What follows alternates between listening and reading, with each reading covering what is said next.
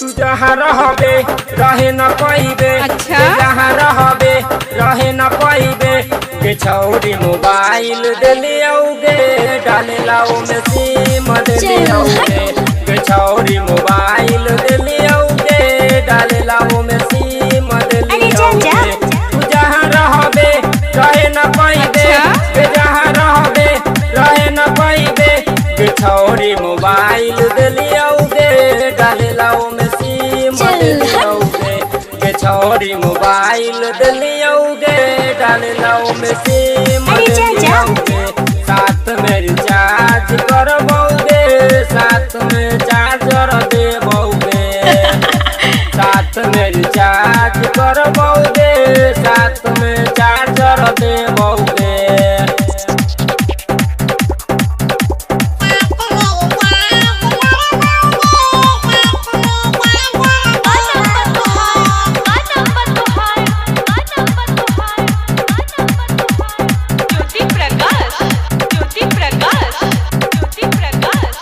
हमारा दुकान पे आ जाई है। अच्छा? आके रिचार्ज करवा जाई है। आ जाई है आ जाई है। हमारा दुकान पे आ जाई है। अच्छा? आके रिचार्ज करवा जाई है। भाई के संगे ना आई है सहेली के साथ आ जाई है। के जहाँ रहबे रहे न पाइबे। के जहाँ रहबे रहे न पाइबे। के जहाँ रहबे रहे न पाइबे। छौरी मोबाइल दिलियोगे डाले लाओ में सिम दिलियोगे। छौरी मोबाइल दिलियोगे डाले लाओ में सिम दिलियोगे। छौरी मोबाइल दिलियोगे।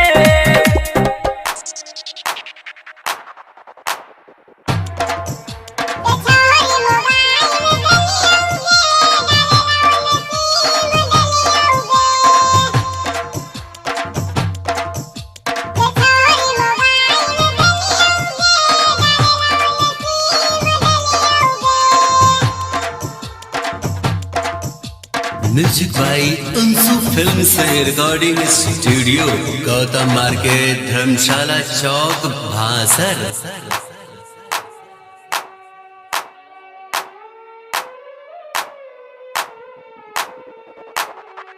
माई से मोबाइल छुपा ली है। बाबू से नजर बचा लिए। छुपा ली है। माई से मोबाइल छुपा ली है। बाबू से नजर बचा लिए। गाँव समाज के बात में आके हमारा ना भूला दिए। के जहाँ रहबे रहे न पाइबे। के जहाँ रहबे रहे न पाइबे। के जहाँ रहबे रहे न पाइबे। के छौरी मोबाइल दिलियोगे डाले लाओ में सिम दिलियोगे। के छौरी मोबाइल दिलियोगे डाले लाओ में सिम दिलियोगे। के छौरी मोबाइल दिलियोगे डाले लाओ में सिम दिलियोगे।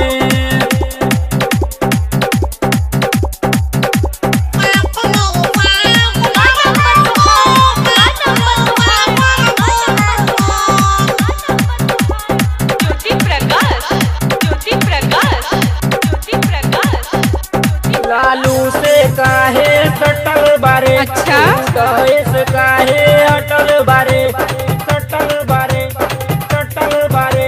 लालू से काहे सटल बारे। उदय से काहे अटल बारे। राइटर संजय के माने कहना जमाना पीछा पड़ल बारे।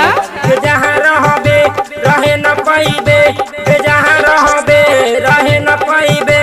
के जहाँ रहबे रहे न पाइबे।